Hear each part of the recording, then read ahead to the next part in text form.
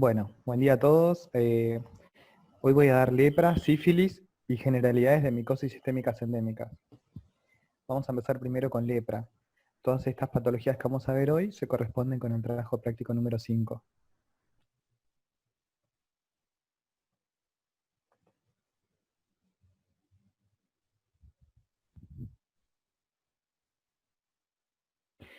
La lepra, o también conocida como enfermedad de Hansen, yo me basé en el ROMIS novena edición y algunas cosas de microbiología que son del Sordelli.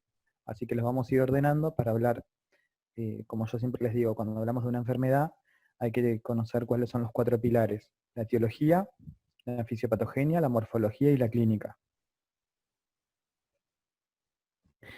Cuando hablamos de la etiología, vamos a decir que la lepra o enfermedad de Hansen es una enfermedad infecto-contagiosa.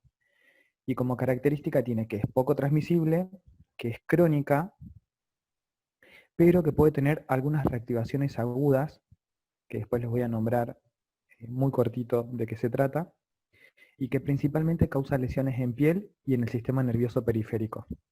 Así que es una enfermedad infecto-contagiosa, poco transmisible, que va a afectar a la piel y al sistema nervioso periférico. Y está causada por el Mycobacterium leprae. La principal vía de contagio y transmisión es la vía inhalatoria a partir de secreciones de pacientes que estén infectados y sin tratamiento. A esos pacientes que expectoran o estornudan y despiden al Mycobacterium en esa aerolización de las microgotas, se los denomina pacientes bacilíferos, como los tuberculosos. En este caso, esos pacientes bacilíferos son los que van a estar con lepra lepromatosa, que ahora después vamos a ver bien de qué se trata. Y fíjense los que les puse acá. De los pacientes que estuvieron en estrecho contacto, solo el 5% de los expuestos se infectan. Por eso quiere decir que es poco contagiosa.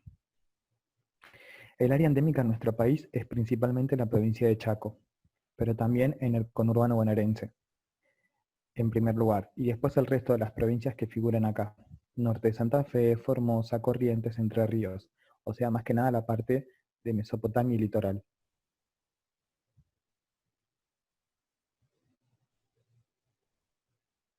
En relación a la microbiología, eh, teniendo en cuenta el género Mycobacterium, nosotros tenemos a la tuberculosis, a las micobacterias y a la lepra.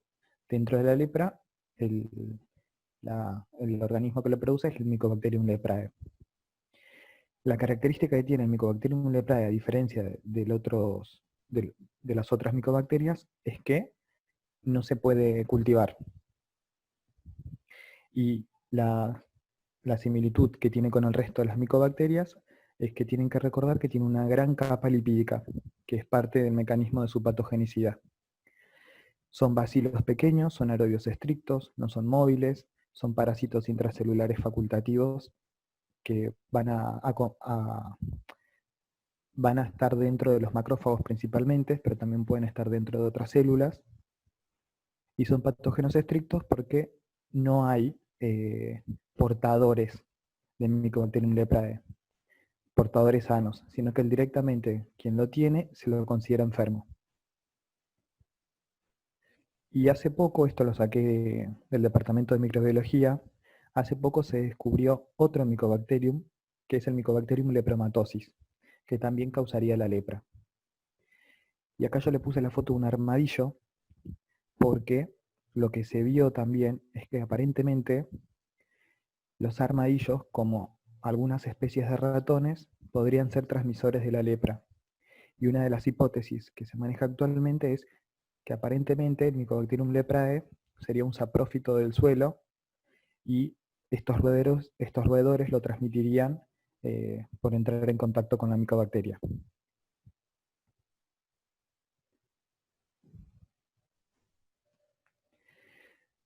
Cuando una persona se enferma de lepra, antes de ver este gráfico, cuando una persona se enferma de lepra, eh, lo que se dice en la clasificación es que cursa con una lepra indeterminada, o sea que va a tener afectado la piel y el sistema nervioso periférico, y que a partir de ahí, según la respuesta inmune del huésped, va a haber dos polos de la enfermedad: la lepra tuberculoide, que es lo que ustedes ven a la izquierda, la lepra tuberculoide, que es aquella que cuenta el huésped con una buena respuesta inmune celular. Y en el otro extremo tenemos la lepra lepromatosa, donde el huésped cursa con una inmunodepresión celular. Por lo tanto, en la lepra lepromatosa, estos son los dos extremos de la enfermedad.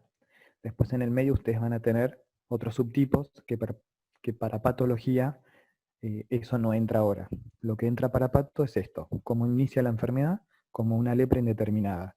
Y a partir de la respuesta inmune del huésped, se va a ir hacia los dos polos, o tuberculoide, buena respuesta inmune celular, o la lepra lepromatosa, aquella que cursa con una depresión de la respuesta inmune celular, por lo tanto, va a cursar con más bacilos y va a tener mayor magnitud de las lesiones.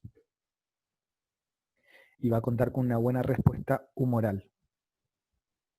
Por eso hay mayor producción de anticuerpos, y eso se verifica a través de la hipergamma globulinemia.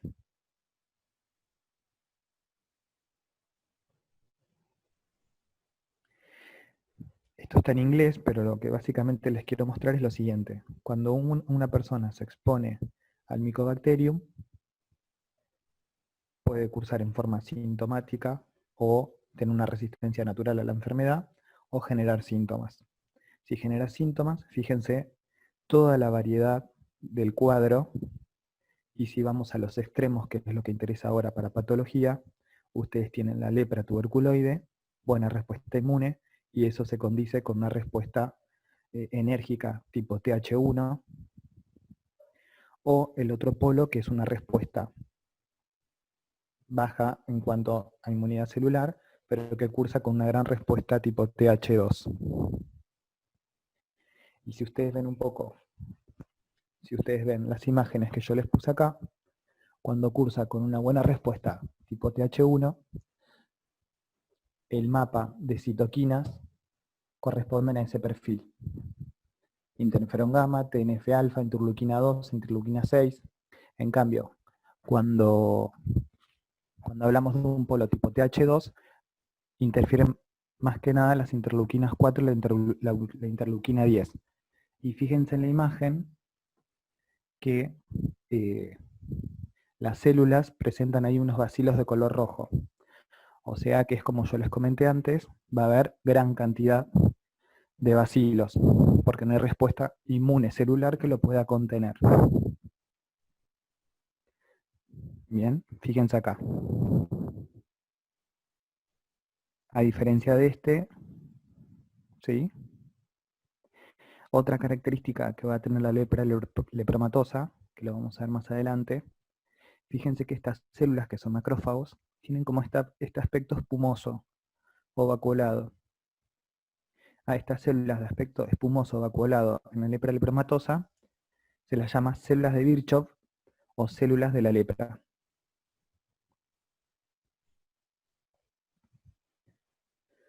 Y yo les comentaba que afecta piel y que afecta el sistema nervioso periférico.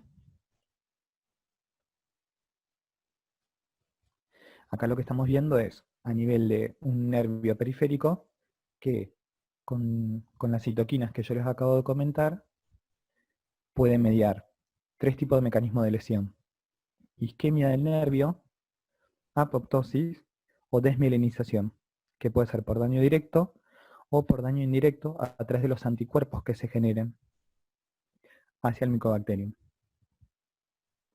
El Mycobacterium en general ingresa a los macrófagos o a las células a través de receptores tipo TOL. TOL tipo 1 y TOL tipo 2. Se cree que es el TOL tipo 2 el que generaría este daño a nivel del sistema nervioso periférico.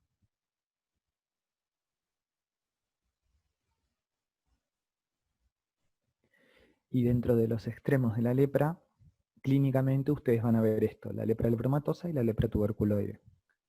La lepra lepromatosa, que es la columna que ustedes tienen a la izquierda, presenta gran cantidad de bacilos que crecen adentro de los macrófagos, es altamente infectivo.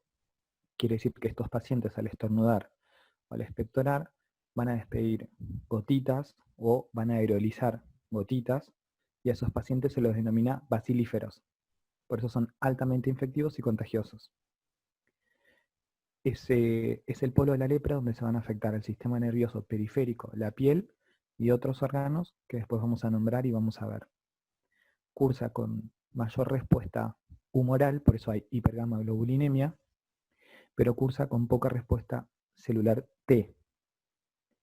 Por eso no hay contención de la infección.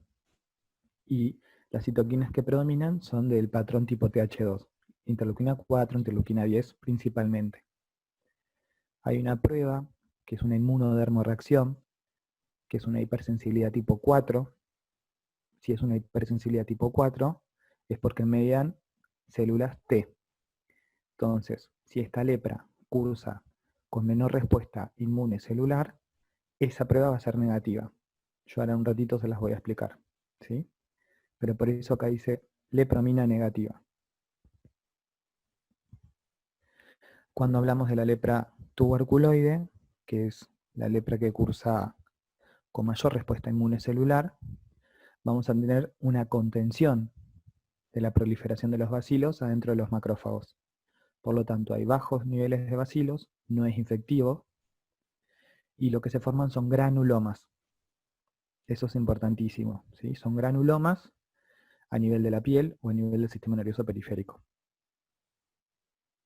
La respuesta inmune humoral es normal, por lo tanto no hay hipergamaglobulinemia, y el patrón de citoquinas que ustedes van a ver es el del perfil TH1, o sea, interferón gamma, TNF-alfa, TNF-beta, interleuquina 2, etc.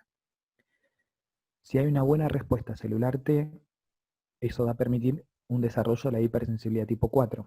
Por lo tanto, la prueba de lepromina es positiva.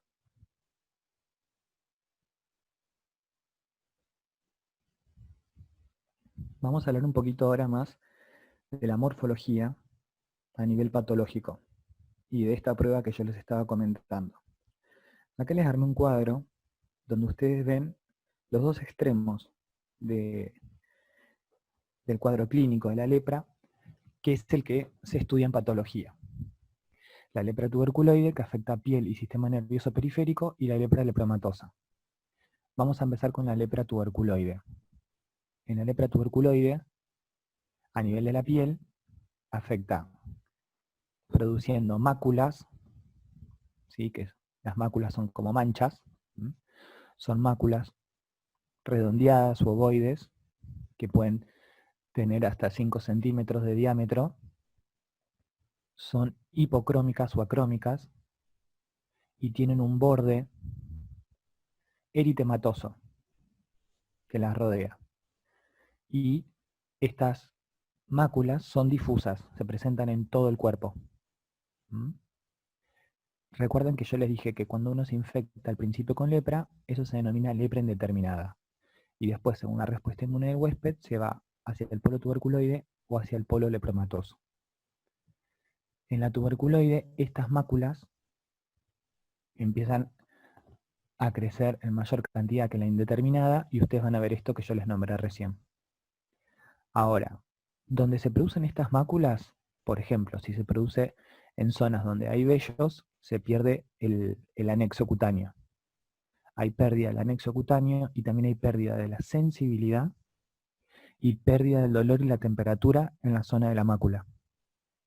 Y eso se da en parte por la afectación de las fibras nerviosas, a nivel de la alteración del sistema nervioso periférico.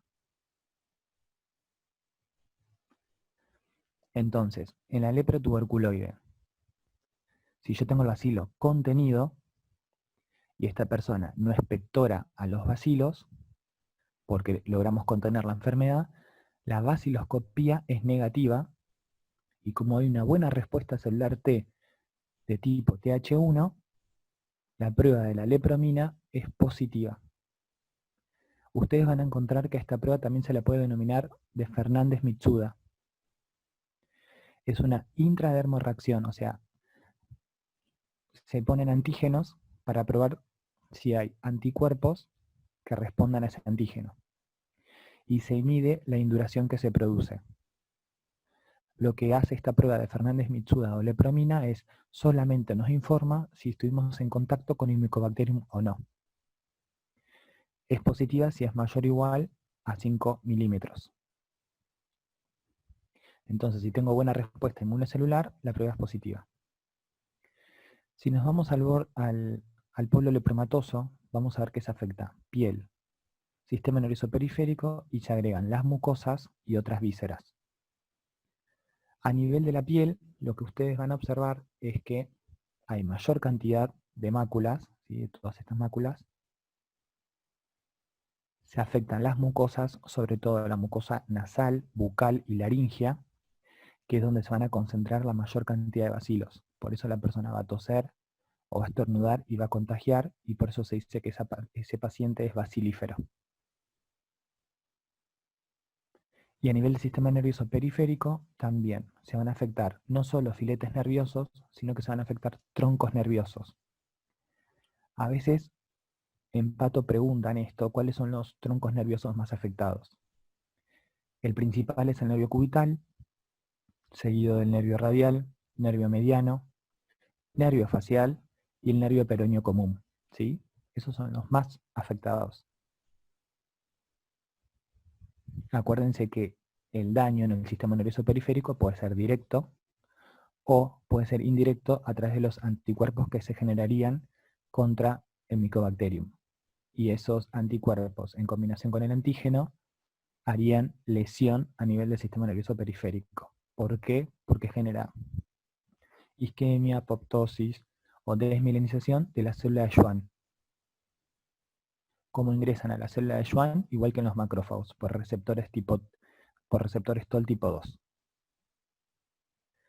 En cuanto a las vísceras, puede afectar a cualquier órgano, ¿sí? Porque va a tener una diseminación hematógena.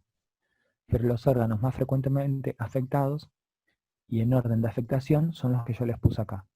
El riñón, hígado, vaso, ganglios, ojo, testículo. A nivel del riñón se van a afectar todos los compartimientos y lo que se genera principalmente es depósito de amiloide, lo mismo que en hígado y en vaso. Este depósito amiloide lo que va a generar es lesión por compresión, llevando a la atrofia de esos órganos y en principal en el riñón va a generar una insuficiencia renal. A nivel de los ganglios va a generar hiperplasia de los ganglios afectados por infiltración de la gran cantidad de bacilos. Y en el ojo va a afectar sobre todo la córnea, la cámara anterior y la uvea. Y a eso se le llama uveitis anterior, uveitis posterior, queratitis, que puede llevar a ceguera. Y en el testículo también se infiltra a nivel intersticial y puede llevar a esterilidad. Fíjense en la imagen que está acá, que las lesiones en piel, si bien puede haber máculas y demás, estas lesiones son discapacitantes y destructivas, porque hay gran cantidad y proliferación de bacilos. Entonces empiezan a formarse unos lepromas, que son estas lesiones que ya no son máculas, no son solo manchas, sino que son lesiones sobreelevadas, más nodulares. Estas lesiones empiezan a confluir cerca del área cigomática, pueden afectar la nariz, produciendo destrucción del hueso Gomer, puede afectar a nivel de los párpados y también del lóbulo de la oreja, como del mentón, creando lo que se llama cara o facie leonina. Algo que yo no les comenté antes es que cuando prolifera el Mycobacterium a nivel de la piel, suele elegir áreas frías, ¿sí? Entonces, por ejemplo, más que nada a nivel del cartílago de la nariz, del cartílago del lóbulo de la oreja. Entonces, estas lesiones de mácula se transforman en lesiones papulonodulares y pueden llevar a la amputación de las zonas afectadas. Si yo tengo gran cantidad de bacilos, ante la prueba de la baciloscopía va a ser positiva. Pero como tengo poca respuesta TH1, para formar la induración, esta prueba de lepromina o Fernández-Mitsuda va a ser negativa. ¿Cómo hacemos el diagnóstico de lepra entonces? El diagnóstico de lepra es clínico,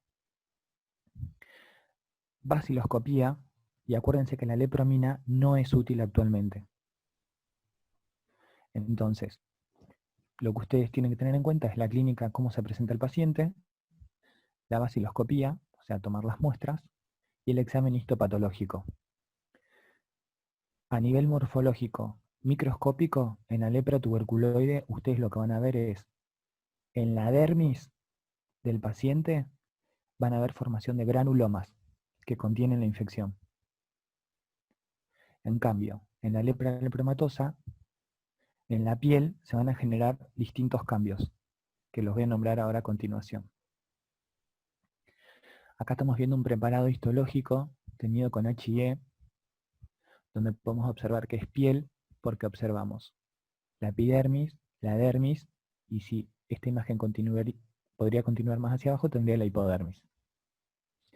En la lepra lepromatosa, que es un preparado que ustedes tienen en el CD también, lo que van a encontrar es que hay una atrofia de la epidermis, y lo que se forma a nivel de la dermis no son granulomas, sino que son, fíjense, todo este infiltrado nodular. ¿Mm? Todo este infiltrado en forma de ovillos o nódulos. La dermis, nosotros normalmente tenemos la dermis papilar y la dermis reticular. Lo que se pierde en la lepra lepromatosa es la dermis papilar. ¿Sí? Fíjense que casi no hay papilas. La unión dermoepidérmica se perdió. Entonces, como se pierde esa unión, se forma esto. Estas fibras colágenas, bien eosinófilas, que vamos a llamar muro de contención. Se pierden tanto las papilas dérmicas como las crestas epidérmicas.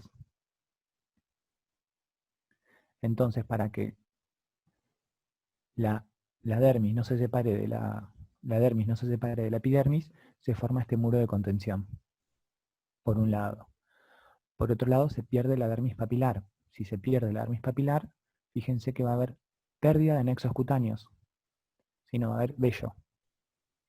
Y vamos a encontrar en la dermis reticular toda esta gran cantidad de infiltrados ovoides, sin granulomas. Estas células que nosotros estamos viendo son macrófagos, que van a estar cargados de bacilo, y este aspecto ópticamente negativo, con HIE,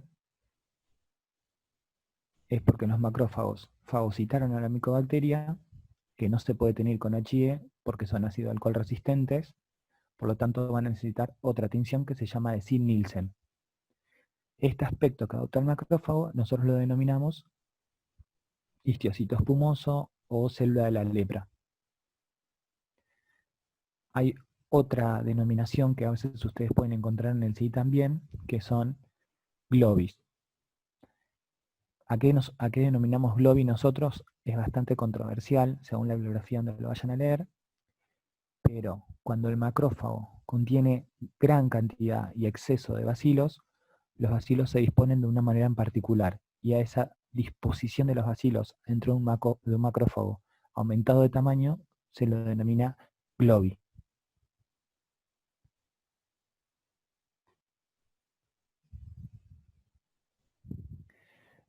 Yo hace un rato cuando comencé la clase les dije que la lepra entonces es una enfermedad infectocontagiosa, de poca contagiosidad. Vimos cuál es el área endémica donde hay más enfermos. Y les dije que si bien es crónica, puede tener exacerbaciones o brotes.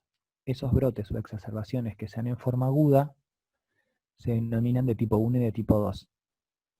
Lo que considero más importante es que ustedes sepan que cuando se producen estos brotes, es porque hay una exacerbación de la enfermedad, ya sea en respuesta al tratamiento instaurado o en respuesta a la respuesta inmune celular. Y una de esas manifestaciones es lo que se denomina eritema nudoso leproso. Se generan nódulos de gran tamaño que comienzan de miembros inferiores y van ascendiendo por el tronco, miembros superiores, y llegan a la cara. Se pueden ulcerar y generan gran cantidad de amputaciones.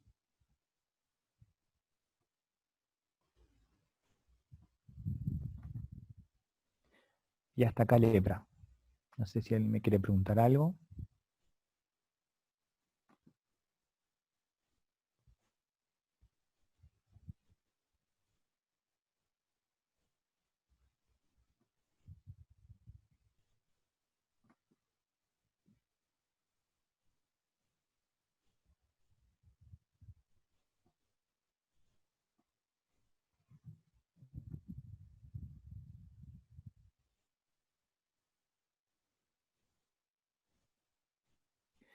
Bueno,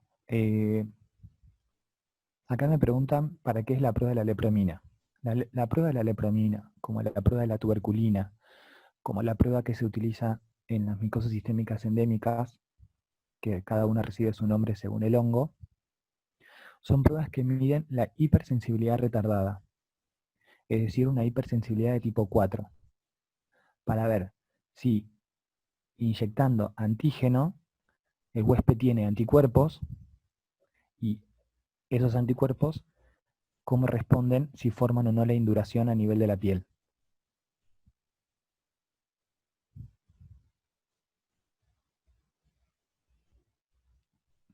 ¿Se entendió eso de la prueba de la lepromina? O sea, vos lo que estás midiendo es si hay respuesta T de tipo TH1.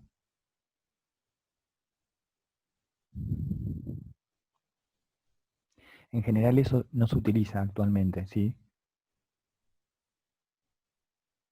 Pero a veces te pueden poner, por ejemplo, como ahora el examen de Pato es Choice, para que ustedes lo tengan en cuenta. Un paciente con lepromina negativa, lo primero que tienen que pensar es que es una lepra lepromatosa, porque no hay respuesta TH1, ¿sí? Si te dice prueba la lepromina positiva, bueno, estamos ante un huésped que tiene buen sistema inmune. ¿Cuáles eran las exacerbaciones? Ujú. Las exacerbaciones o reacciones agudas o brotes reaccionales se llaman en verdad. Son brotes agudos que se dan dentro de la cronicidad de esta patología. Son dos, tipo 1 y tipo 2. El tipo 2 es lo que se denomina eritema nudoso leproso. ENL, eritema nudoso leproso. Son nódulos de mayor tamaño que comienzan en los miembros inferiores y van ascendiendo. Y lo que generan estos nódulos es que se pueden ulcerar y, y que generan deformidad y amputaciones.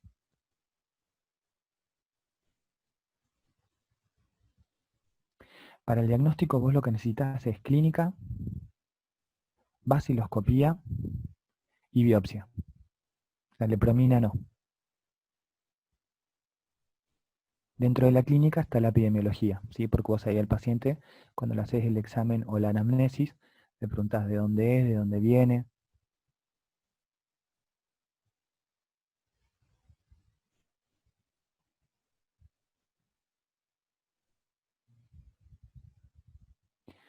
Nosotros damos lepra porque la lepra es una patología que si el huésped cuenta con un buen sistema inmune, forma granuloma, como en tuberculosis. Pero acuérdense que el granuloma que se forma en tuberculosis tiene necrosis gaseosa. En la lepra no. Y además es un micobacterium como el de tuberculosis. Y como igual que tuberculosis no tiene exotoxinas, no tiene exoenzimas, ¿sí? Entonces no tiene muchos mecanismos de patogenicidad.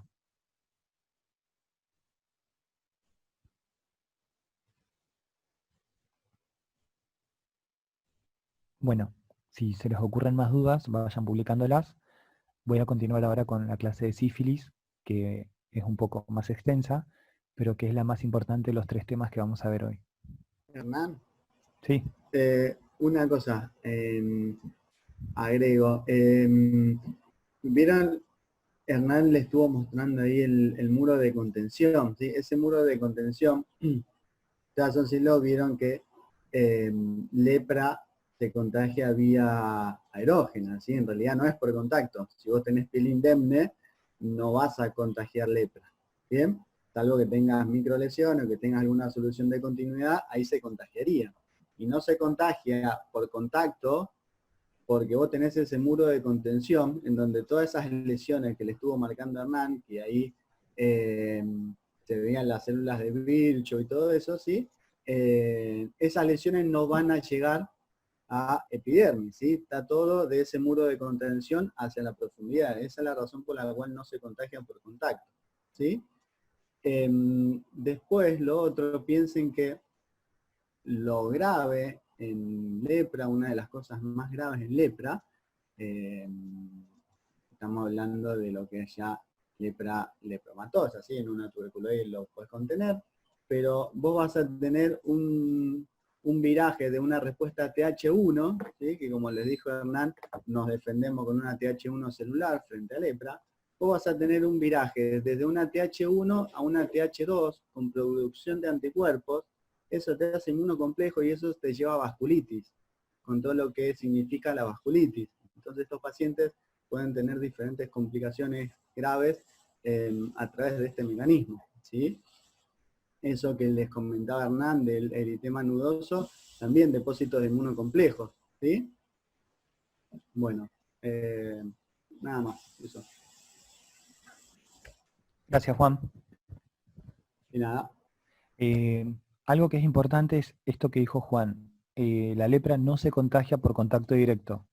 ¿Sí? Más allá que hay lesiones en piel, al estar este muro de contención, no permite que sea por ese mecanismo la forma de transmisión. Es solamente vía erógena. Y como dijo Juan también, cuando uno tiene el polo más lepromatoso, donde hay hipergamma-globulinemia, se generan gran variedad de anticuerpos que van a ir hacia antígenos del Mycobacterium, sobre todo de la membrana celular externa. Entonces son estos anticuerpos los que con esos antígenos generan daño por depósito de inmunocomplejos, que es lo que yo le decía de los mecanismos por el cual se pueden lesionar los nervios periféricos, generando desmielinización, apoptosis, isquemia, por estos procesos de vasculitis de esos pequeños vasos.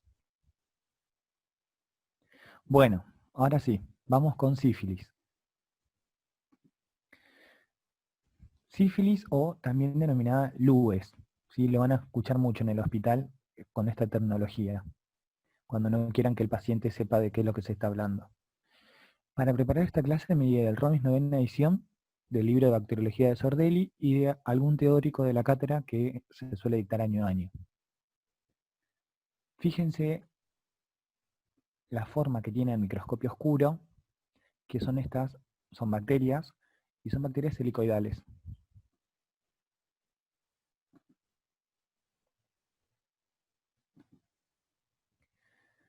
Ahora en ratito vamos a hablar bien de la parte microbiológica, pero quiero empezar por acá.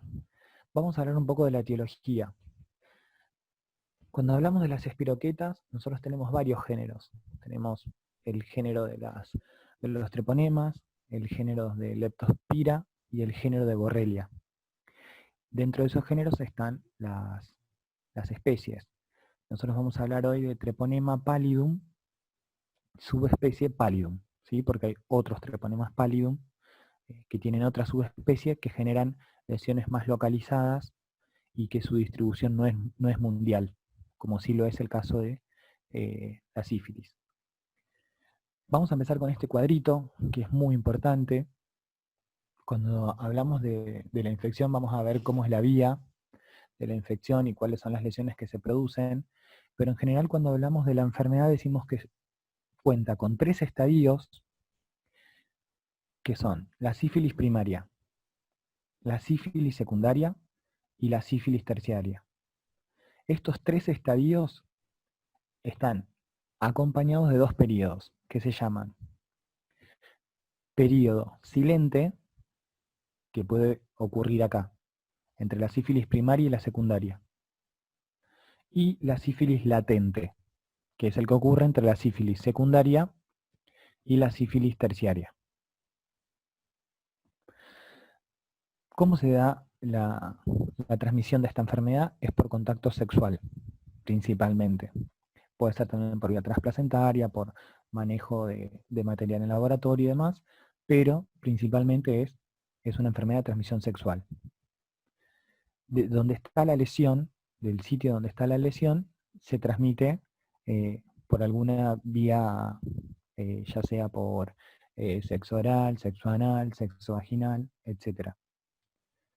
El paciente o la persona toma contacto con la lesión, hay un periodo de incubación, que en general puede ir de 3 a 90 días, ahora lo vamos a ver un poquito, y desarrolla la sífilis primaria con el cuadro morfológico.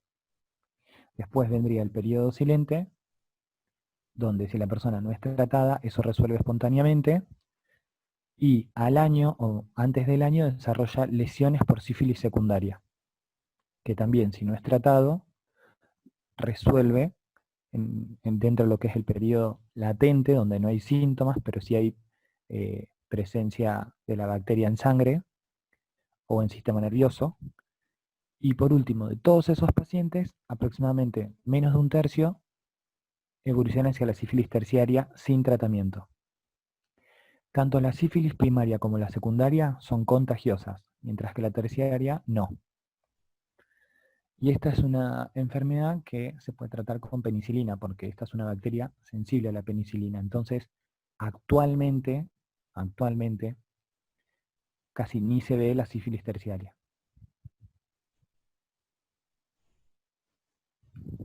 Vamos a ir viendo todo este despliegue del cuadrito que les dije paso a paso. ¿Cuáles son los aspectos microbiológicos? Bueno, primero, que estamos hablando de una bacteria. El género dijimos que son espiroquetas, y dentro de estas espiroquetas es un treponema. Es un treponema que tiene flagelos o endoflagelos, que son lo que le dan la movilidad. El reservorio son los humanos, y cuando el humano tiene a treponema pallidum, está enfermo, ¿sí? Causa sífilis, es sensible a la penicilina, y el contagio se da principalmente por contacto sexual. También está el contacto transplacentario, que va a dar la sífilis congénita, después lo vamos a hablar, o por contacto en laboratorio de sangre contaminada también. Esta es una bacteria que no se puede ver al microscopio con HIE, pero sí con campo oscuro o con impresión argéntica, y principalmente por inmunofluorescencia directa. Son microaerófilas o anaerobias.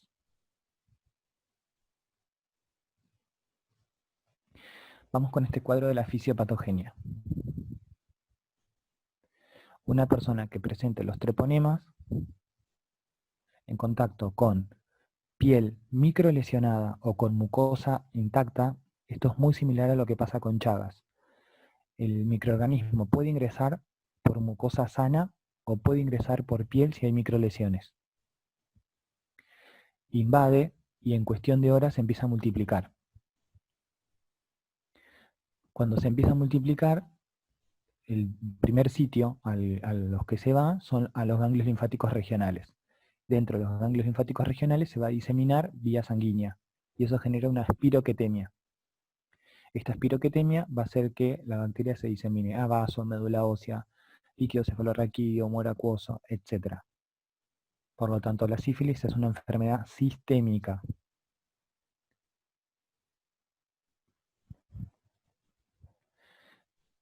Antes de ver la lesión primaria, hay un periodo de incubación, que yo les dije que va entre 3 y 90 días aproximadamente. En este periodo de incubación, lo que se empieza a generar es una respuesta inflamatoria, y ese infiltrado inflamatorio en el sitio de inoculación es un infiltrado inflamatorio mononuclear. Mononuclear, no hay neutrófilos, ¿sí? ¿Por qué no hay neutrófilos? Porque en general esta bacteria no tiene exoenzimas, no tiene exotoxinas, tiene un LPS, pero que es atóxico, y puede ingresar a través de la piel intacta, por ejemplo, de la piel, perdón, que está con microlesiones, a través de una hialuronidasa, que permite que pueda ir invadiendo la MEC. Como también lo que tiene es se puede unir a los receptores de fibronectina de los vasos endoteliales. Entonces, con estos mecanismos que tiene para ir invadiendo, empieza a dividirse y a generar gran cantidad de espiroquetas en el sitio de lesión. Y esto es muy importante, lo que les puse en este cuadrito. Si bien el periodo de incubación es de 10 a 90 días, a mayor inóculo se necesita un treponema, uno solo, para lograr infección, ¿sí? De 1 a 3 en general, o 1 a 4, pero con uno solo ya genera infección. Cuando el inóculo es mayor, el periodo de incubación se acorta, obviamente. Entonces lo que se forma en ese sitio de lesión se denomina chancro, que macroscópicamente es una lesión es una pápula, o sea, es una lesión elevada que se termina ulcerando. Voy a pasar la diapositiva para que lo vean y después vuelvo. Es una pápula, es una lesión sobrelevada en el sitio de inoculación y esta pápula después se ulcera en el centro. Entonces, lo que nosotros vamos a ver es que presenta bordes regulares, indurados y un centro deprimido. Este centro deprimido no tiene pus, no duele, ¿sí? Fíjense acá se ve mejor. Un borde indurado con un centro deprimido, no duele, no tiene pus, tiene forma como de un cráter.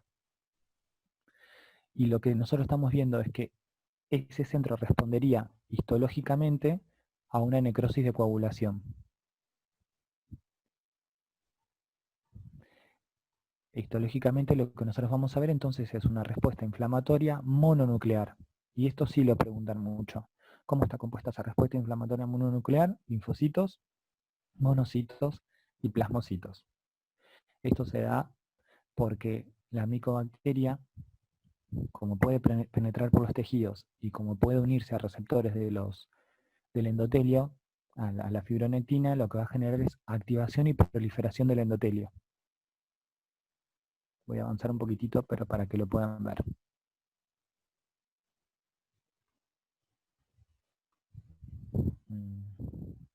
A ver, no.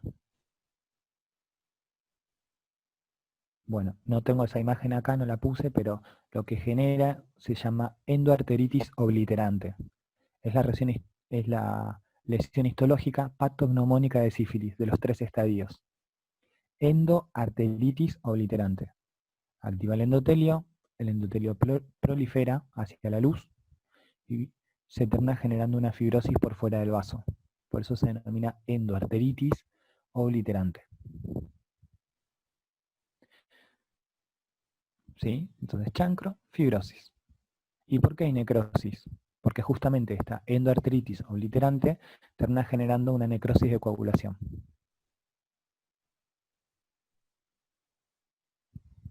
Acá vamos a ver algunas imágenes donde puede darse el sitio de inoculación, ¿sí? En general en los varones se da a nivel cerca del glande del pene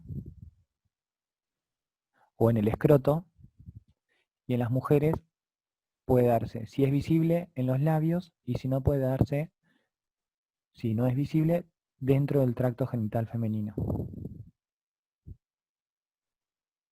Pero si bien esos son los sitios más comunes, puede asentar en otros lados, por ejemplo en la mucosa yugal, en la lengua, en los dedos o en las falanges y en la barba. Fíjense que ahí donde está la barba, en el sitio de inoculación, lo que se produce también es pérdida del pelo, ¿sí? De donde está el sitio de inoculación. Por eso contagia tanto el sexo anal como el sexo vaginal como el sexo oral. Son lesiones que son ricas en treponemas, ¿sí? Acá hay un montón de treponemas en estas lesiones.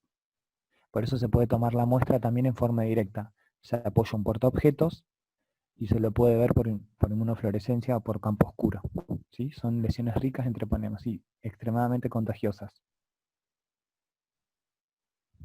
Yo les estoy mostrando fotos de lo que pasa en un inmunocompetente.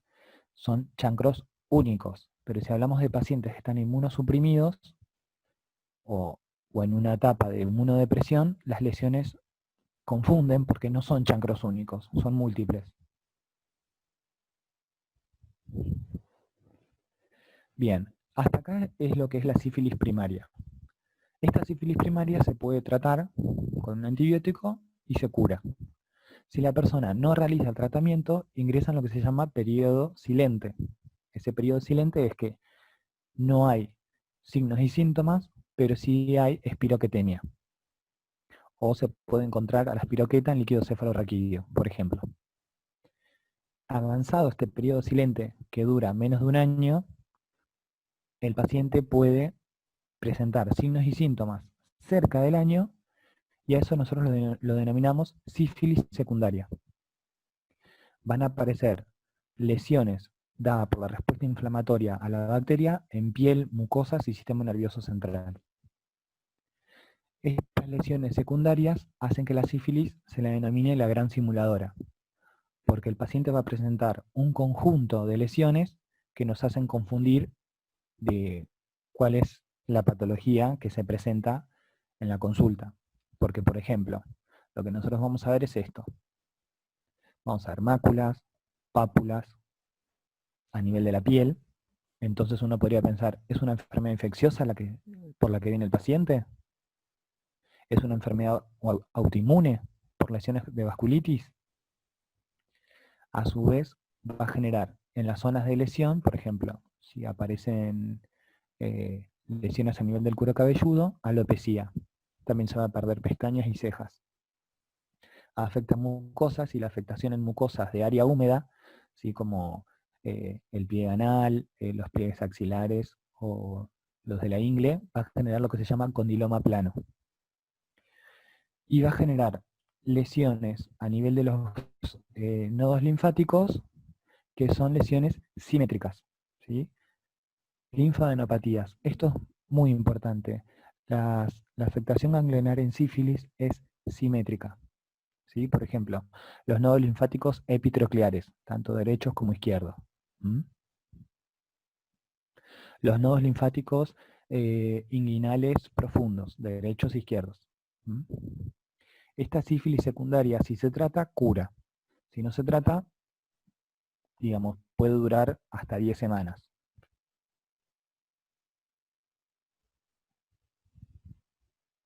Fíjense en la primera imagen. Presenta una lesión en piel, difusa, que tiene máculas, que tiene pápulas, y son estas lesiones bien redonditas, ovoides, de hasta 5 centímetros de diámetro, que tiene una coloración rojiza, con un borde. Si se presenta esto en una consulta, uno no sabe si esto es una enfermedad exantemática, si un sarampión, una rubiola, o algo generado por vasculitis. Entonces por eso se dice que es la gran simuladora, porque uno en general no está pensando en sífilis, y no tiene que dejar de hacerlo en verdad, ¿sí? Y eso se denomina rociola sifilítica. Acá vemos pápulas en rostro, ¿sí? Las pápulas son lesiones sobrelevadas.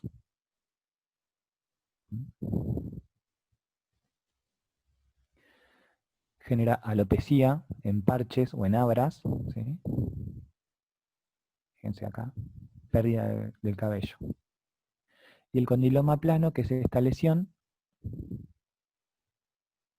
que se da más que nada en zonas de pliegues húmedos. En patología, en esta materia, ustedes van a escuchar, y así se toma, que las lesiones de sífilis secundaria, sobre todo la de palmas y planta de los pies, que son lesiones maculopapulares, son altamente contagiosas.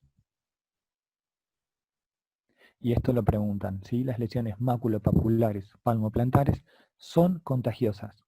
Tienen treponema. A diferencia de las lesiones que asientan en tronco, ¿sí? Las lesiones que asientan en tronco son lesiones en general que se dan por depósito de inmunocomplejos, por reacciones de vasculitis.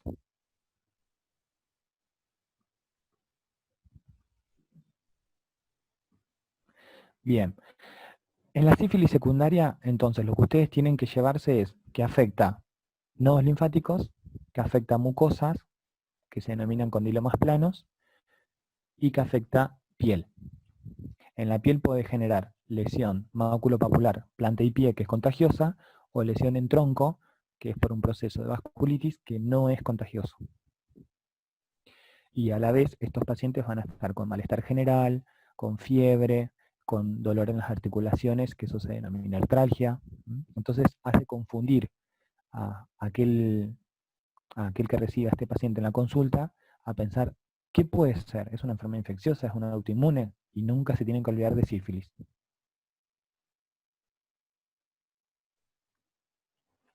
Si la sífilis es tratada, se cura. Si no, pasamos al periodo de latencia.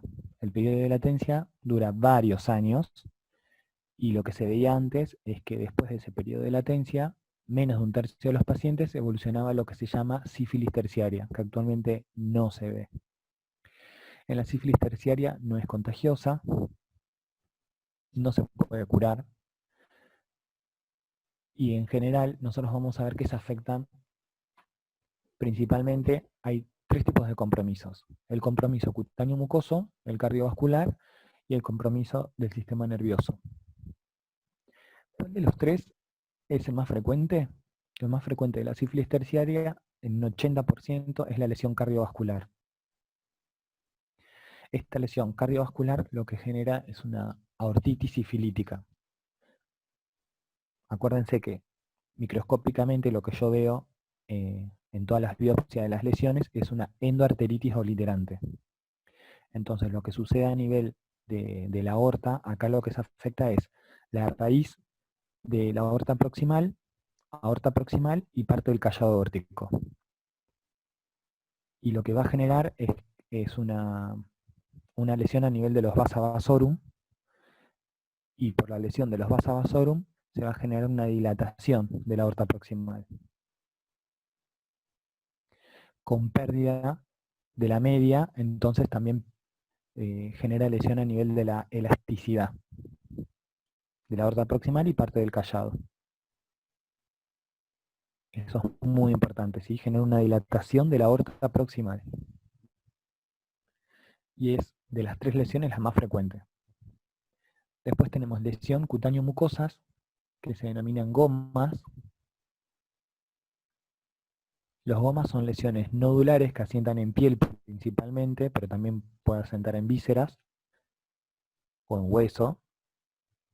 Y los gomas a nivel histológico son granulomas que tienen necrosis de coagulación.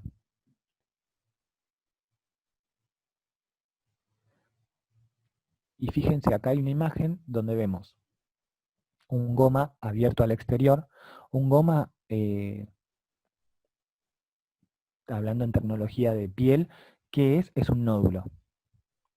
Y un nódulo, ¿qué es un nódulo? Es una lesión que está en la dermis que protruye hacia la epidermis. Puede o no abrirse hacia el exterior. En este caso, se abre hacia el exterior. Y en este caso tenemos una lesión en paladar. ¿Sí? Un goma en paladar. Entonces los gomas son lesiones cutáneo-mucosas, pero también puede estar en vísceras o en hueso. Y por último tenemos la neurosífilis, que la neurosífilis se puede dar en sus dos variantes. En la variante inflamatoria o meningovascular, o en la variante degenerativa parenquimatosa. Si hablamos de la inflamatoria, estamos hablando de una meningitis por sífilis, donde en general lo que hay son afectaciones de los pares craneales o de los vasos meningios, ¿sí? Las arterias meningias, o también de algunos vasos medulares, por eso es meningovascular. En cambio, cuando hablamos de neurosífilis degenerativa o sífilis parenquimatosa, lo que nosotros vamos a ver es que si hablamos de la degenerativa, estamos hablando de que se puede generar un tabes dorsal. Eso es porque se genera una lesión directa por el microorganismo o indirecta por procesos de vasculitis a nivel del cordón posterior de la médula. No sé si se acuerdan un poquitito de los haces de Goli-Burdach. Bueno, lo que se afectan son esos haces. Entonces, clínicamente eso se llama tabes dorsal. Es una manifestación tardía en la sífilis, ¿sí? Recuerden que es por lesión directa o indirecta, y es porque hay esclerosis de las raíces de esos nervios sensitivos. Y eso puede llevar a la larga a la destrucción de esas neuronas. Y después parenquimatosa, porque lo que genera es daño a nivel de las neuronas del parénquima cerebral. Y eso puede generar, por ejemplo, distintos cuadros psiquiátricos, maníacos, depresivos, demencia, etc. Que eso es por apoptosis de las neuronas de la corteza cerebral.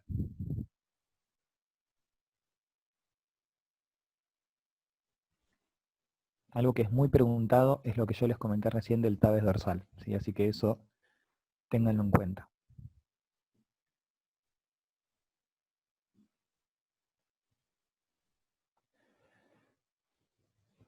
Bien, y ahora vamos a hablar algunas palabras de la sífilis congénita.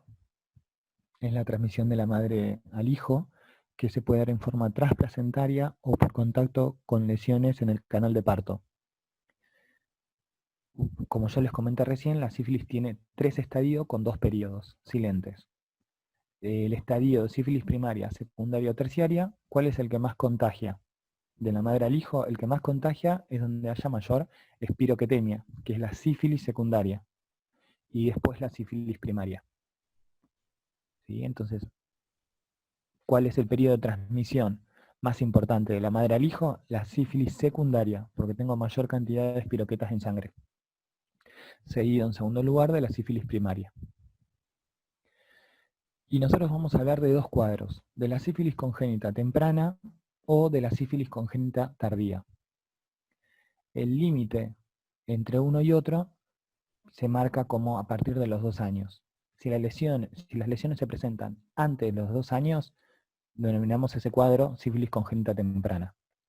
Si es luego de los 2 años, sífilis congénita tardía.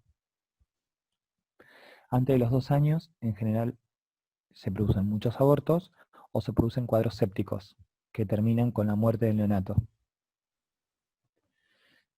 Dentro de las autopsias que se hacen, lo que se puede ver es que el fallecimiento se da en general por gran fibrosis hepática y gran fibrosis pulmonar. Y algo que prefiero que se lleven hoy de esta clase es que en la sífilis congénita, tanto temprana como tardía, se tienen que llevar cuáles son los sistemas afectados que están más involucrados, que son el osteoarticular y el mucocutáneo. Esos son los 2 sistemas más afectados.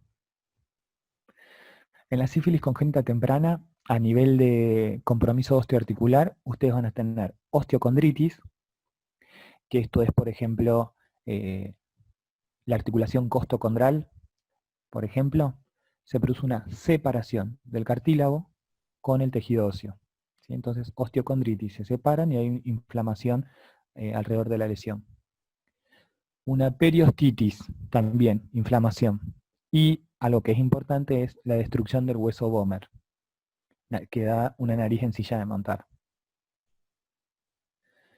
Dentro del compromiso cutáneo, lo que va a generar es un pemfigoide, que son gran cantidad de ampollas en forma difusa. Puede generar rinitis o coriza sifilítica. Por lo tanto, la sífilis congénita temprana es muy, muy similar a la sífilis secundaria del adulto. ¿Sí? Porque esto del pemfigoide que yo les nombré son ampollas en palmas y plantas del neonato. ¿Sí? Entonces es muy parecida a la sífilis secundaria del adulto. Vamos a la sífilis congénita tardía. Hay compromiso osteoarticular, mucocutáneo del sistema nervioso central, pero algo que es clave y que es muy tomado es la tríada de Hutchinson. ¿Qué es la tríada de Hutchinson? Es queratitis intersticial, o sea, afectación del ojo, que puede llevar a ceguera, con afectación del octavo par, que lleva a sordera, y dientes incisivos en punta, y a eso se lo denomina dientes de Hutchinson. Esta tríada es clave, ¿sí? A nivel del compromiso osteoarticular, lo que vamos a ver es una deformación de la tibia, y eso se denomina tibia en sable, o una hiperostosis, mayor crecimiento del hueso frontal, y eso se denomina frente olímpica, o puede haber derrame bilateral de rodillas. Va a haber gomas a nivel mucocutáneo o visceral, y va a haber meningitis, compromiso del sistema nervioso central. Entonces fíjense que en este caso la sífilis congénita tardía se asemeja más a la sífilis terciaria del adulto.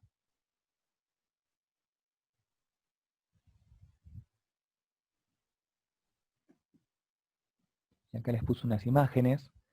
En la primera lo que vemos son incisivos en punta, si estos son los dientes de Hutchinson, que es de la sífilis tardía. Acá lo que estamos viendo es una nariz en silla de montar por destrucción del hueso Gomer,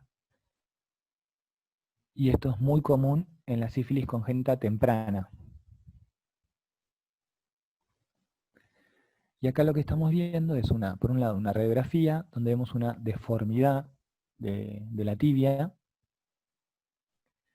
y acá es cómo se ve clínicamente, ¿sí? Como si estuviera más arqueada. Esa es la tibia en sable.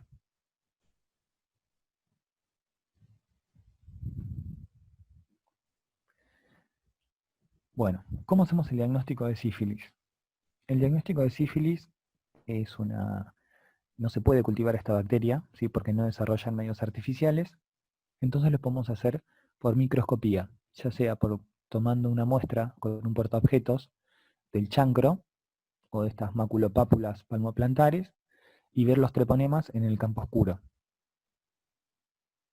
Ahora, lo que se utiliza en general es la inmunofluorescencia directa, porque tiene mayor sensibilidad. Eso por un lado, si quiero hacer diagnóstico directo. Ahora, el diagnóstico indirecto es a través de la serología. Cuando hablamos de la serología, yo les comenté que esta bacteria no tiene exoenzimas ni exotoxinas, pero su membrana celular externa tiene muy poquitas proteínas que pueden generar unos anticuerpos que son específicos. Si esos anticuerpos se generan contra esas proteínas de la membrana externa, se denominan anticuerpos treponémicos.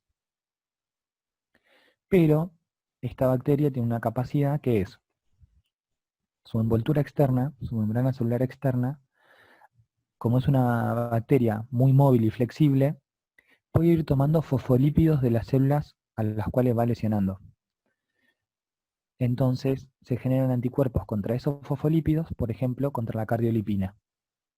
Y esos se llaman anticuerpos no treponémicos. La prueba para detectar anticuerpos no treponémicos que se usa actualmente es la BDRL. ¿Cuál es el antígeno? La cardiolipina. Por eso cuando yo les hablé de lupus, les dije que los pacientes con lupus podrían tener una prueba para sífilis falsamente positiva. ¿Por qué? Porque acuérdense que en lupus había anticuerpos contra fosfolípidos. Y acá lo que sucede es que en sífilis se generan anticuerpos específicamente contra la cardiolipina, que es un fosfolípido. Y además lo que hace esta bacteria es que, además de tomar esos fosfolípidos, puede tomar también dentro de su membrana, puede arrastrar la albúmina, puede arrastrar a la alfa-2 microglobulina, ¿sí? Y se generan anticuerpos contra ellos. El BDRL es una prueba sensible, pero poco específica. Por eso, para pruebas específicas, se utilizan los anticuerpos treponémicos, que son el FTAPS o el MHATP, ¿sí? Microhemoglutinación de treponema pallidum.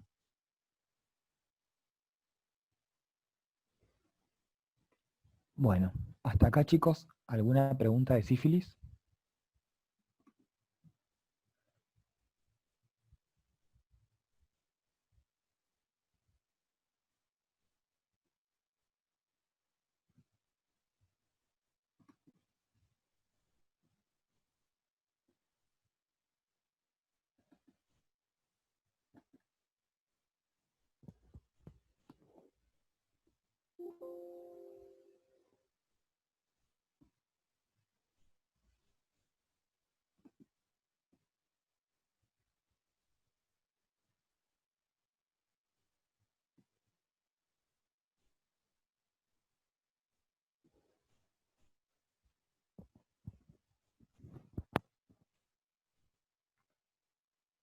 ¿Alguien me quiere hacer alguna pregunta de sífilis?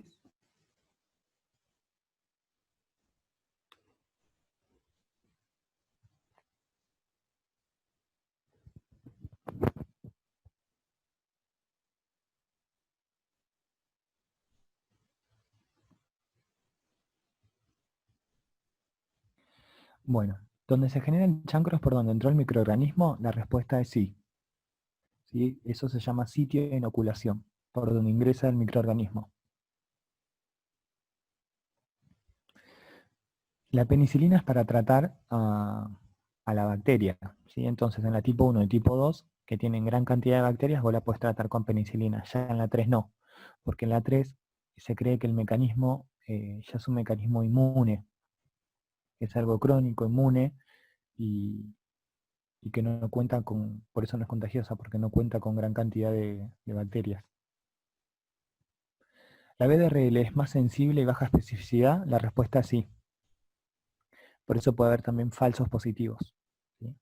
Es muy sensible, te detecta que hay treponemas. Pero, por ejemplo, nosotros tenemos treponemas de la flora normal en la boca. Entonces, si yo tengo un chancro en la boca, eh, puede ser que sea flora habitual. La sífilis congénita también se puede tratar con penicilina.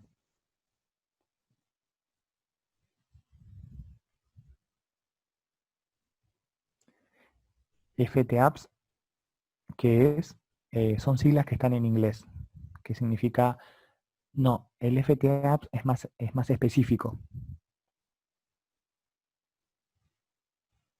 Por ejemplo, vos tenés una prueba de BRL positivo, que dice que hay anticuerpos no treponémicos presentes. Entonces yo para saber si esos anticuerpos no treponémicos son por treponema pallidum, subespecie pallidum, haces un FTAPS.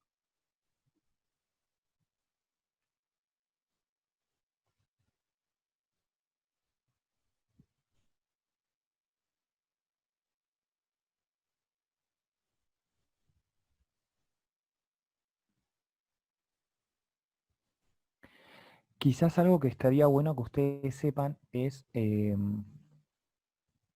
cuál es el diagnóstico diferencial que uno puede hacer cuando encuentra un chancro en la inspección de un paciente, ya sea a nivel del pene, del glande, del escroto, de los labios en la mujer o en la cavidad bucal.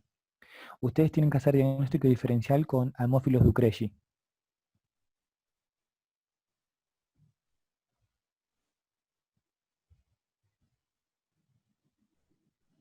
Eso está en el libro igual, chicos, ¿sí?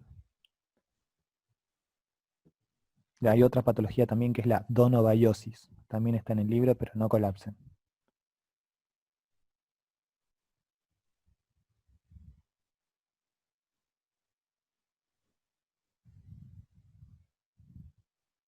Bueno, vamos a seguir Le, ahora. le digo dos palabritas más a esa que la pregunta esa de la sífilis congénita. eh, es con penicilina, ¿sí? El niño, la niña nacen, se quedan internados, ¿sí? 10 días y se le da tratamiento, ¿sí? Son 10 días que nace y los primeros 10 días de su vida se queda internado para recibir tratamiento. Y además lo que siempre se hace también, se los punza, se hace una punción lumbar, eh, porque pueden tener una meningitis y en el caso de que tenga una meningitis, esos pacientes después a los 6 meses hay que punzarlos de nuevo, ¿sí? Tienen que volver para hacer una punción lumbar. Es bastante complicado esto y como le dijo Hernán, es una patología bastante frecuente, hay un aumento en este último tiempo y lo de la transmisión vertical es todo un problema. ¿Sí? Si no se trata, si no se hace algo, es todo un problema. Y recuerden bien la endarteritis obliterante. Si se los decimos es por algo, así que recuerden.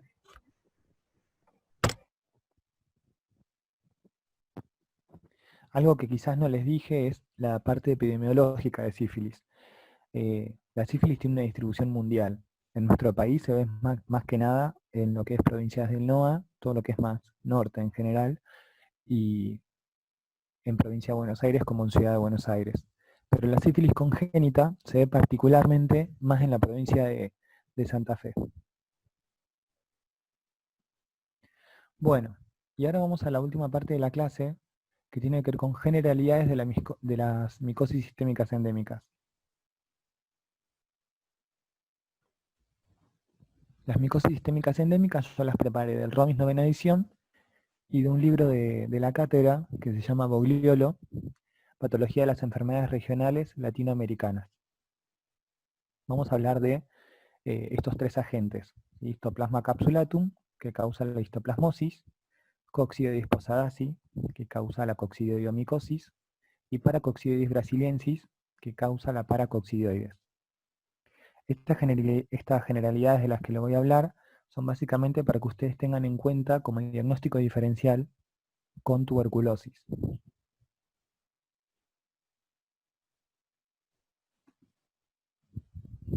Vamos a la parte de la epidemiología. Acá estamos viendo una imagen con el mapa de nuestro país. Vamos a ir a la parte izquierda donde dice coccidioidomicosis. Fíjense que el área endémica de este hongo es el área de precordillera, que justamente se caracteriza porque hay suelos áridos, arcillosos, arenosos, hay poca vegetación y hay bastantes vientos. En cambio, si vamos más para el área de la provincia de Buenos Aires o la Pampa húmeda, vamos a encontrar que ahí lo que se desarrolla es más que nada histoplasma capsulatum, generando histoplasmosis. Necesita más que nada suelo húmedo, un clima más tropical, y esto es muy importante,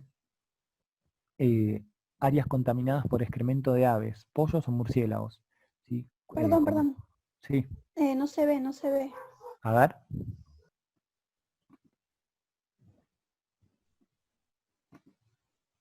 Gracias por avisar, ¿eh?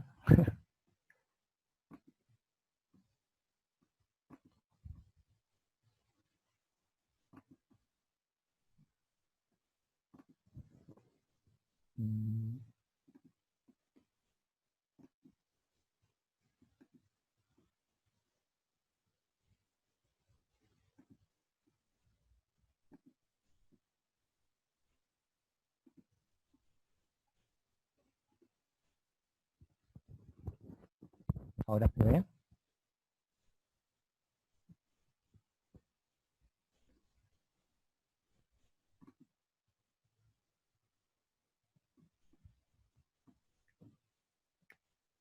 Bueno, entonces, les vuelvo a repetir un poquitito. Vamos a hablar de estos agentes que producen estas enfermedades. Y más que nada para que ustedes lo tengan en cuenta en relación a diagnóstico diferencial con tuberculosis. Y esta es la bibliografía que es de donde yo preparé la clase. Yo les comentaba que la coccidioidomicosis se da más que nada en el área de precordillera de nuestro país, porque tiene suelos que son áridos, arcillosos, ventosos, con poca vegetación, mientras que la histoplasmosis más que nada se da en la pampa húmeda, porque necesita un área más tropical, donde haya bastantes lluvias, cerca de ríos, y esto es fundamental, en áreas contaminadas por excremento de aves, pollos o murciélagos. Sobre todo la gente que le gusta como ir de campamento o hacer expediciones, tener en cuenta esto, áreas donde haya murciélagos y demás, puede haber histoplasmosis. Y después en la Mesopotamia,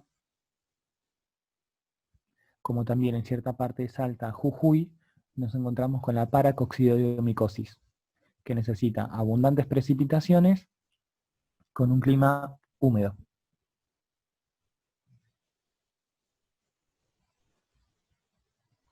Estos hongos son hongos dismórficos, o sea, que van a vivir de forma saprófita en el suelo, que nosotros lo vamos a encontrar quizás en forma micelial, pero cuando ingresan al organismo cambian a la forma levaduriforme. Entonces, esto se transmite por vía inhalatoria a través de estos elementos infectantes que pueden por el viento o demás transmitirse y contagiar al huésped. Estos conidios se aerolizan, ingresan por vía inhalatoria y llegan hasta los alvéolos pulmonares. Dentro de los alvéolos pulmonares, los neumonocitos tipo 3 o los macrófagos son quienes los van a fagocitar. Ahí se produce la primera respuesta inflamatoria innata y después adaptativa. Van a migrar hacia los ganglios linfáticos regionales y puede haber, como en tuberculosis, una linfadeninitis con una linfangitis. El sitio donde se alojan estos conidios se llama chancro de inoculación. Se van a multiplicar y van a cambiar de fase a la fase levaduriforme, que es la que produce patología. Dentro de la respuesta innata y la respuesta adaptativa, hay un montón de células que participan, en particular las células NK. Esto va a llevar dentro de la respuesta innata a una activación del complemento, y eso va a producir parte de la fagocitosis de estos conidios. Cuando el huésped es un inmunocompetente, en general lo que se va a terminar formando después de la tercera semana es un granuloma, que va a contener la infección en los 3 hongos. En cambio, si hablamos de un huésped inmunosuprimido, la respuesta va a ser más exudativa, o sea que vamos a tener más necrosis y no formación de granulomas.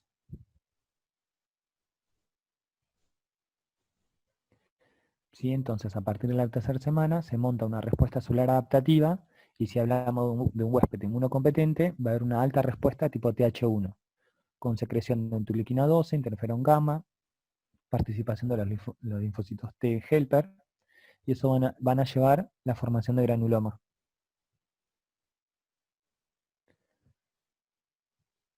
Si el huésped es un inmunocompetente y yo tengo una buena respuesta TH1, si yo le hago una intradermorreacción, que es una prueba de hipersensibilidad tipo 4, ese paciente va a tener una prueba positiva, o sea, mayor o igual a 5 milímetros de induración, porque tiene gran respuesta a TH1. Y lo que nos va a marcar esa intradermorreacción es que el huésped estuvo en contacto con ese antígeno.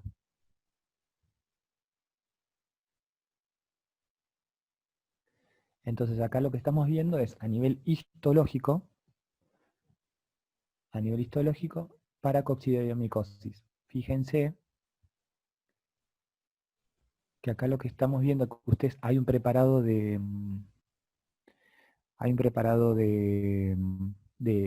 CD que ustedes van a ver, que está para Coccidioides brasiliensis, en el cual lo que nosotros vemos es arriba, no sé si llegan a ver estos,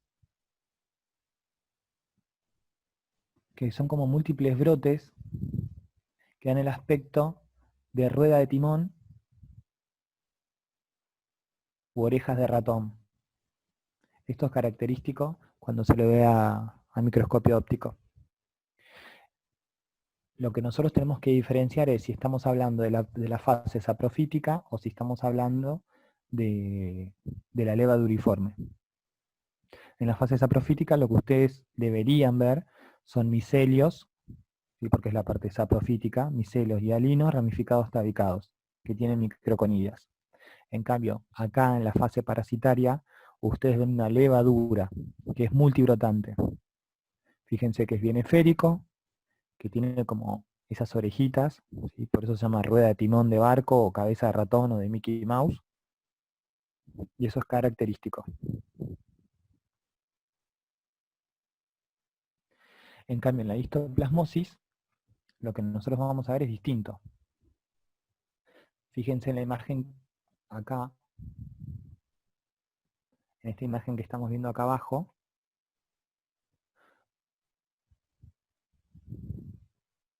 son monogemantes, ¿sí? Son levaduras monogemantes. Y acá lo que estamos viendo en parte son levaduras con parte de micelio. La parte saprofítica es igual que en la anterior, son micelios y alinos ramificados tabicados.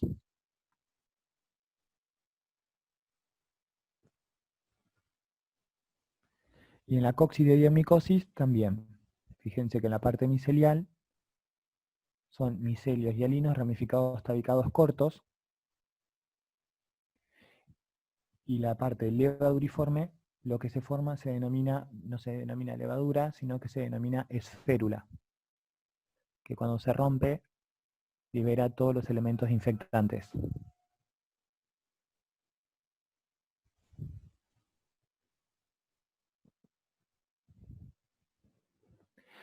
A veces lo que pueden preguntar es, por ejemplo, Eh, ¿Con qué técnica uno podría observar hongos en general? Y esa técnica es PAS. A veces un docente de miércoles solía preguntar, cuando el examen era presencial oral, ¿con qué técnica uno podría observar hongos? Con la técnica de PAS. Y este es un cuadrito donde yo le puse las diferentes presentaciones clínicas que puede haber en cada una de estas enfermedades, según el libro de Bogliolo, ¿sí? Entonces, fíjense que tanto en la histoplasmosis como en la paracoxidemicosis como en la coccidiomicosis puede presentarse primero una infección asintomática o dos, una infección sintomática. La infección sintomática en los tres va a sentar primero en el pulmón, ¿sí? Como una prima infección o como una infección pulmonar aguda o subaguda. Después, en relación a la respuesta del huésped, si es un huésped inmunocompetente, se forma un granuloma y contiene la infección. Si es un huésped inmunosuprimido, no logra contener la infección y se comienza a haber una lesión exudativa, o sea, necrosis. Y depende de la evolución y el sistema inmune del huésped, eso puede diseminarse o puede volverse una enfermedad pulmonar crónica. ¿Cómo se hace el diagnóstico de estos hongos? El diagnóstico puede ser directo,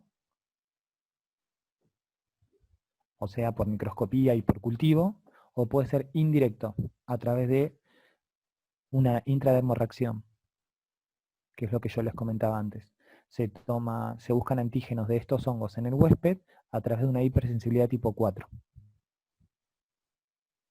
Ustedes lo que tienen que leer es un poco la descripción de cada una de estas presentaciones clínicas, principalmente tener en cuenta que la vía de transmisión es inhalatoria como en tuberculosis y que si el huésped es un inmunocompetente, termina generando un granuloma como en tuberculosis. Lo importante está acá en el paciente inmunosuprimido, porque el inmunosuprimido yo les comenté que puede diseminarse o puede exacerbarse hacia una enfermedad pulmonar crónica. Y esa enfermedad pulmonar crónica en general también produce una excavación, ¿sí? Produce una solución de continuidad en el pulmón. Y acuérdense que tuberculosis secundaria genera cavernas. Entonces, las micosis sistémicas endémicas en un huésped inmunosuprimido con enfermedad pulmonar crónica o diseminada también puede generar cavernas. Listo, chicos, muchas gracias.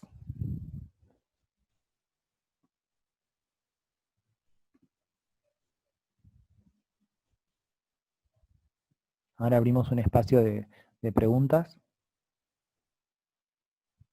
o dudas.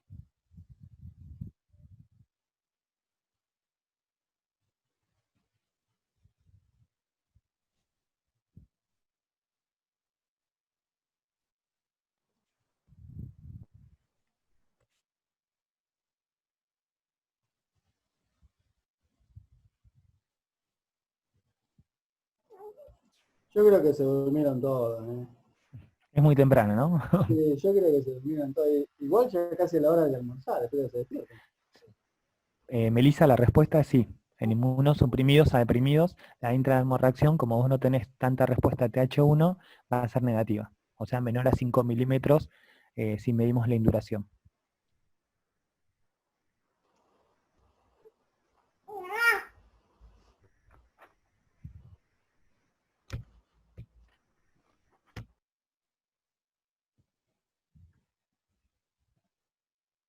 Además de la prueba de la intradermorreacción, como diagnóstico indirecto, uno también puede medir anticuerpos, ¿sí? Por ELISA o por fijación de complemento, por ejemplo.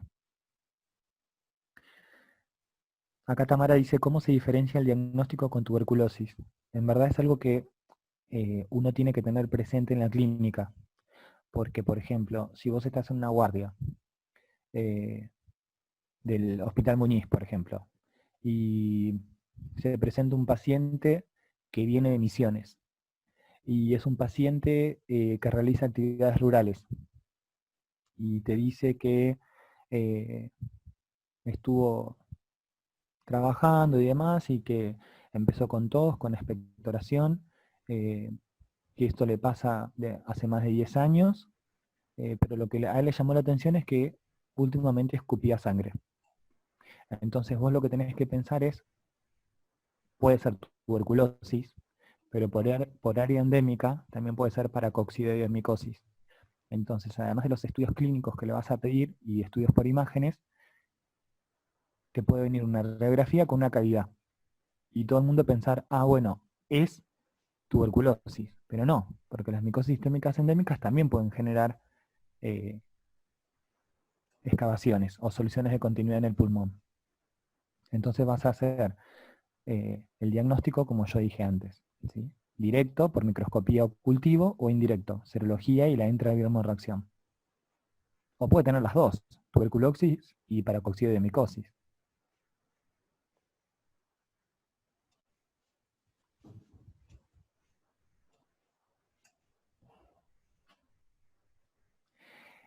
Exacto, de las micosis, lo que ustedes tienen que tener presente es la epidemiología, cómo se ve el microscopio óptico y cómo se da la clínica en un paciente inmunocompetente, diagnóstico diferencial con tuberculosis, y en el inmunosuprimido.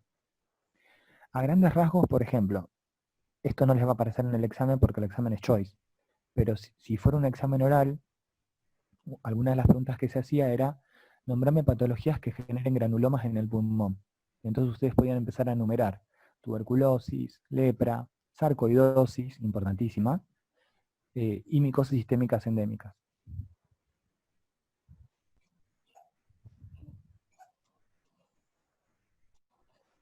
Silicosis, que es una patología del TP6, pero bueno, falta.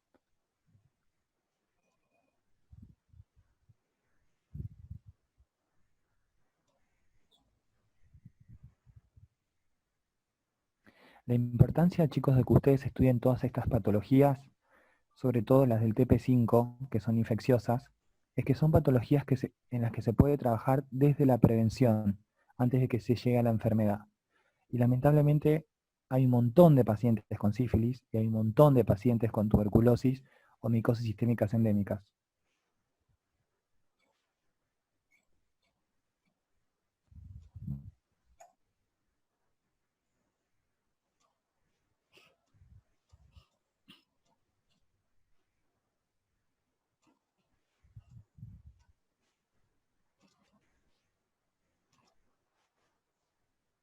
Una cosa que me había quedado pensando de antes cuando preguntaban lo de la lepromina, ¿sí? Lo de la lepromina es lo mismo que la tuberculina, ¿sí? Todo lo mismo, todo lo que le dijo Hernán de la lepromina, ¿sí? Lo de respuesta de hipersensibilidad tipo 4, eso es exactamente igual, ¿sí? A cuando usted aplica en la PPD, es lo mismo, ¿sí?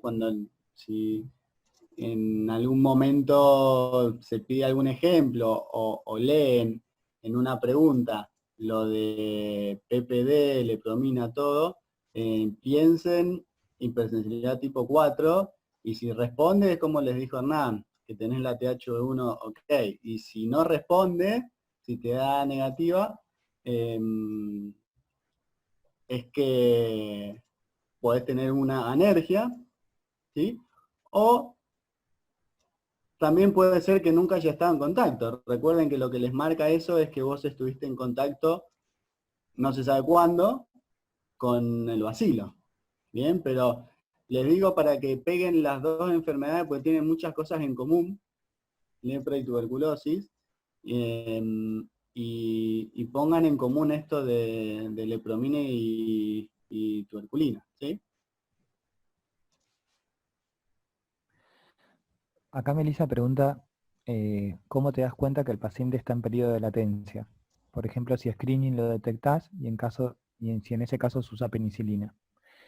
Eh, Primero, si no hay síntomas y signos, el médico no es que vos lo podés sospechar, pero no lo podés diagnosticar. En todo caso, quizás por otro tipo de estudio que estabas haciendo, por ejemplo, haces una punción lumbar, porque el paciente está con una meningitis y te salen ciertos resultados de laboratorio que vos podés pensar que esa meningitis no está yendo hacia la etiología que vos crees, entonces le empezás a hacer una mayor anamnesis. Y ahí, no sé, en la anamnesis en algún momento le preguntás, ¿tuviste alguna lesión? Que sé yo, y te dice, sí, a mí me había salido una lesión en el pene una vez, pero lo dejé pasar porque no me dolía, ¿no? Porque acuérdense que el chancro no duele. Entonces ahí se te tiene que prender la lamparita y decir, che, esto puede ser sífilis, ¿sí? Y tener en cuenta un montón de factores. Igualmente se le pide una BDRL por laboratorio. Y también puedes usar penicilina, ¿sí? Porque está la bacteria, hay una bacteriemia, hay una espiroquetemia, y de hecho esa espiroquetemia contagia.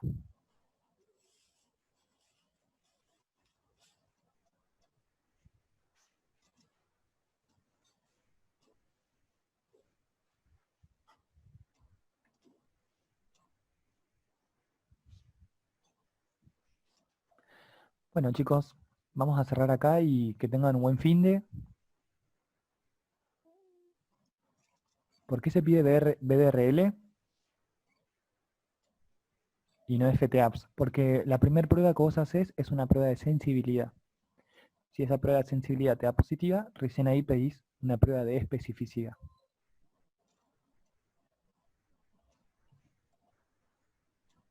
A ustedes lo que les va a marcar siempre eso de sífilis, se tienen que guiar por la BDRL, ¿sí? Si vos a un recién nacido que tiene, suponete, ¿no?, sífilis congénita, vos le das, le medís FTAPS, te va a dar positivo, pero esa FTAPS es de la madre, y la BDRL te va a dar positivo, ¿bien? Vos le haces y le das penicilina 10 días, ¿sí? Vos le haces al mes, a los 2 meses, le pedís de nuevo BDRL y le pedís FTAPS. La FTAPS te va a dar positiva y la BDRL vas a ver que va a ir bajando, ¿sí? Entonces la FTAPS te va a durar positiva y vos lo que vas a ir viendo siempre es la BDRL. De hecho, vieron que les dije que vos ves que lo punzás cuando nace el niño. Bueno, también se pide BDRL, ¿sí?, el líquido cefalorraquídeo. Y vos cuando lo punzás a los 6 meses, en teoría, BDRL no tendrías que tener el líquido cefalorraquídeo, ¿sí? La FTAP la vas a seguir teniendo positiva, ¿bien? Y igual esto excede a lo que es patología. Yo no creo que le pregunten nada de todo esto que excede patología, sino que se lo damos como para comprender un poco más, lo mismo que el tratamiento, ¿sí?, de penicilina y todas esas cosas. Más que nada para que comprendan un poco más y sea más entretenido. Pero dudo que les pregunten cosas así. Sí, y quizás también, Juan, lo que yo agregaría es que para el que, no me acuerdo, para BG, que preguntaste lo de FTAPS, como decía Juan, si vos se lo pedís a un neonato, va a tener la prueba positiva porque vienen los anticuerpos de la madre. Y además, vos por más que le des tratamiento, el FTAPS queda positivo de por vida. En cambio, el BDRL con el tratamiento se negativiza. Por eso vos lo primero que pedís es un BDRL, que es sensible, y después le pedís, eso te quiere decir que sí, hay treponema. No, pero no te dice si hay treponema pallidum, subespecie pallidum. Hay treponemas. Después le pedís el FTAPS, si el FTAPS es positivo, inicias tratamiento. Si con el tratamiento disminuye el BDRL, era la subespecie pallidum.